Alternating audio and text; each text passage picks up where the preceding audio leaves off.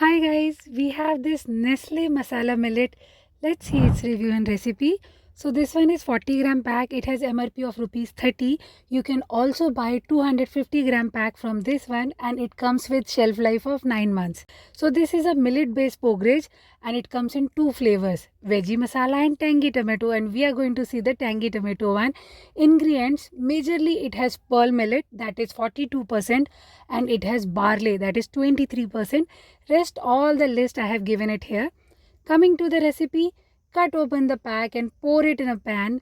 Now you add 200 ml water, or you can fill this empty pouch up to this indicated level. Now add the water and give it a mix.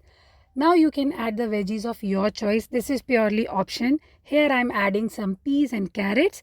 Cook it on medium flame for 2 minutes while continuously stirring it. And at last sprinkle some coriander leaf and serve hot. So here we are. The texture of this one is soft with some crunchy bites of veggies, and veggies are plenty in quantity, and it has a bold flavor of warming spices. It's not on higher side, not even lower, and the ratio is perfect, and you can feel the nutty and the earthy flavor of the millets, bajra and jaw in every bite.